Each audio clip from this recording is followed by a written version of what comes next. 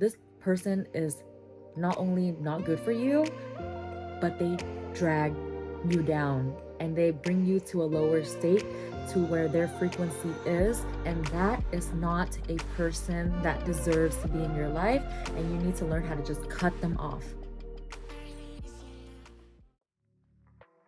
I want to welcome you to Raw Honey. I want to ask you, is life working out for you the way that you want it to?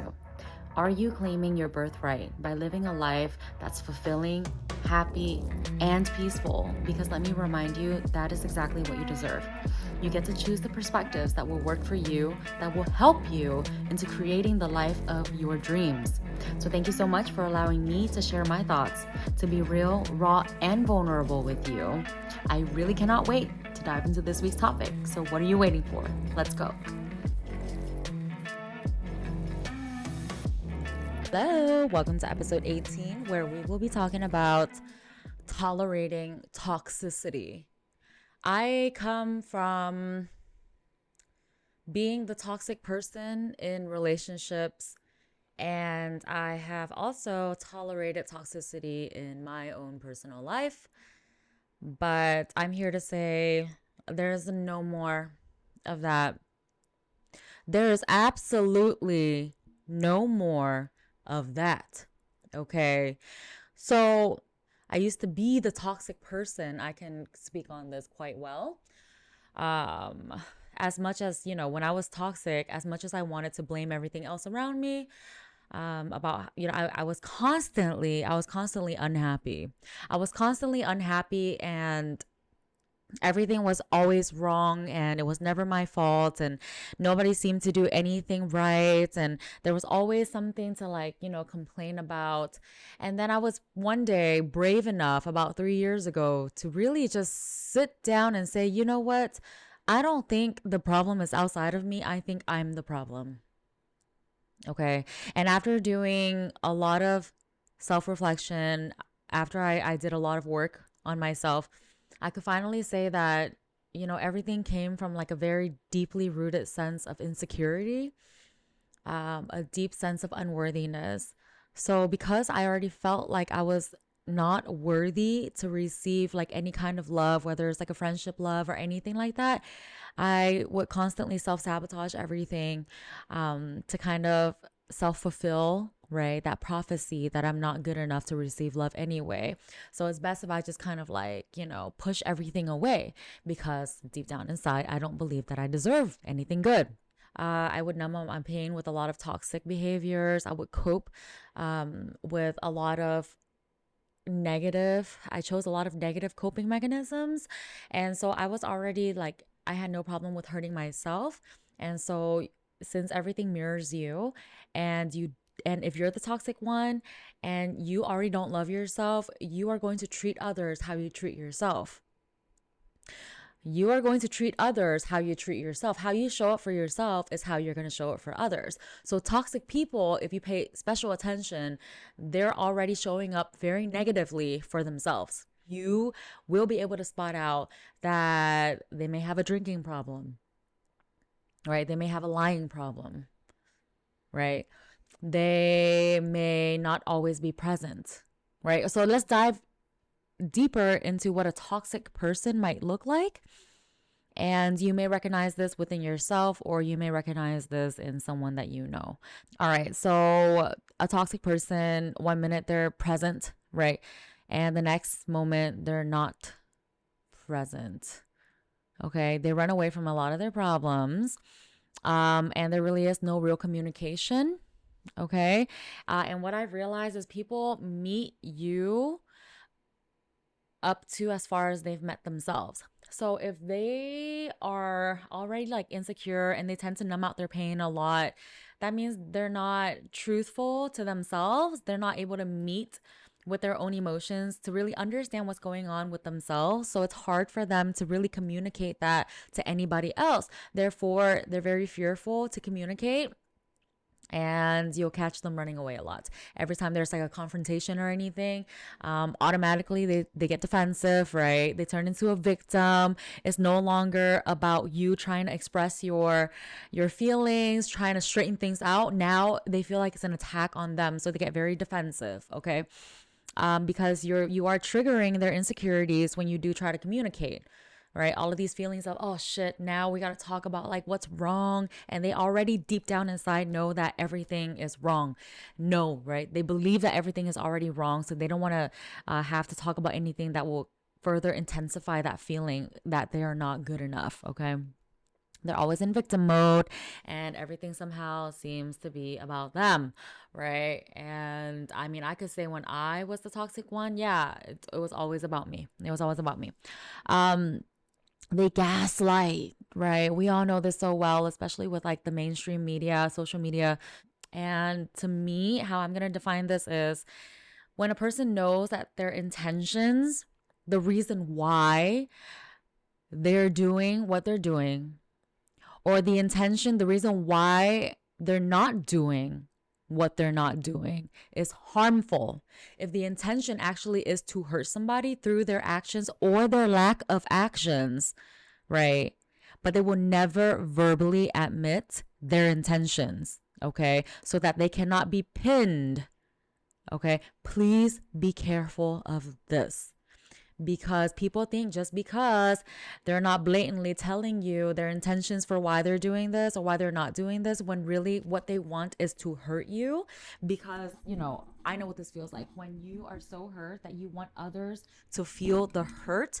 When you're hurting others to essentially make them understand where you're coming from. So a hurt person will hurt another person so that that person can feel what it feels like to hurt people, okay? And then they gaslight the whole situation by saying, I never meant to do that. I actually did not do that. It's not my fault that you think that that's what it is. That's the ultimate gaslighter. And please, please, please be careful of this, because it's very easy for them to twist their words around, to twist your words around, and to make everything about how they never intended to hurt you and that you are the crazy one for believing it. Okay? They're disrespectful. They are always criticizing, never happy. They may not always like criticize you, but you'll catch them criticizing other people and all those around them. They tend to be a little bit more ungrateful because their focus is so much on them, right? How everything is wrong for them, how, nothing is working out for them. So they could be people who have everything in this world, but they're never truly happy, and there's always something to complain about, okay? There's always something to criticize, or they could be criticizing you. I remember when I used to criticize all the time, like for little things like, oh, why would you wash the dishes that way, when really it doesn't matter. But I just needed something to kind of complain about, because it's kind of like I'm already unhappy with myself. So that's what was reflected every day for me. Everything that I'm unhappy about, which is everything, right? Because the world mirrors you. So if you're unhappy with yourself, then you're going to be unhappy with everything. All right. So everything really starts with yourself. But what else do they look like? They're using you for physical gains, mental gains, social gains. Um, oh, this is the big one. They are self-isolating. Okay. They somehow convince themselves, or let the world convince them that, they're different and that the world wouldn't understand them. And so when you hang out with them, you find yourself more isolated, right? Like you're not hanging out with the people that you usually do, or you think twice before you do, because you know that they wouldn't like to like hang out all the time, and like what makes it worse is that they make you feel guilty for doing your thing. Okay, so usually toxic people, like they like to isolate themselves. And when you're around a toxic person, you know it because you feel exhausted. You feel exhausted, you feel drained, okay? The negativity is real. Misery loves company, and if you are toxic, then you like to kind of infect others with that, so that they're kind of on your page, so you don't feel alone, right? In being toxic. But that is so draining. It's so draining. You feel like you gotta babysit, right? You gotta always make sure their ego is stroked. You gotta make sure they're doing okay, right? And last but not least, you feel like you're walking on eggshells. You feel like you're walking on eggshells with these people because you cannot say all that you want to say. You cannot do what you want to do for fear that they are going to retaliate, not take it well, get mad, run away, throw away the whole like relationship, friendship, whatever it is. You should never, ever, ever feel like you're walking on eggshells with anybody. Okay? Parents, siblings, relationships, friendships, okay, co-workers. You should be able to communicate like adults your feelings and to work things out if anything needs to get worked out. Okay, you never should ever fear that they're gonna take it wrong, they're not gonna like it, and they're gonna like make a big deal out of it because of that is a toxic person. And you do not deserve that. Okay, so why are you tolerating toxicity? Right?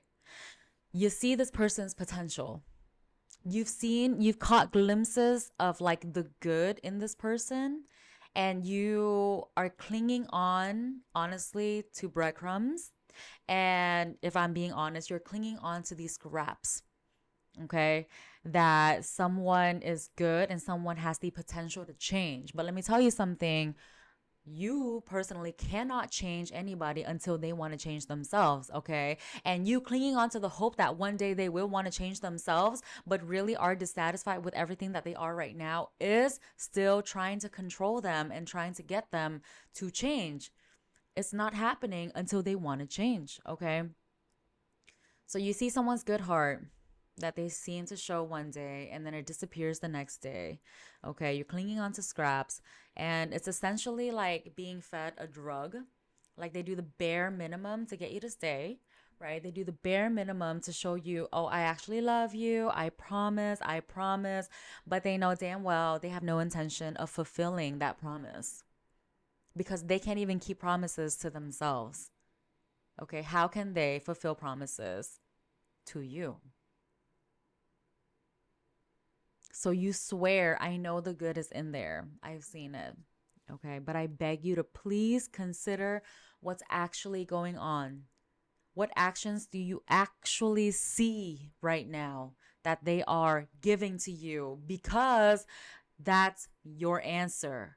Okay. If they're being nice to you once and they are being distant, rude, disrespectful, the majority of the time, it does not add up. And what you're clinging on to is just purely what someone's potential is. And let me tell you something, everybody's got potential.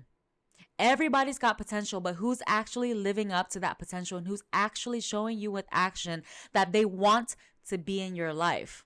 Who's actually respectful enough, right, and loving enough to actually show you that they want to be in your life, that they really treasure you and they love you, okay? Because those are the people who get to be in your life, okay? Because if they really, really love you like they claim, because I guarantee you they claim it all the time.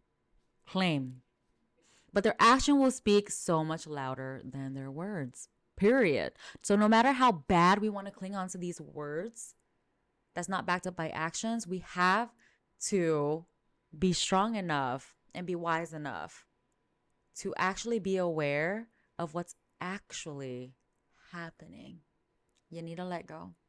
You need to love yourself enough to know that you deserve more and that you are worthy to receive healthy relationships.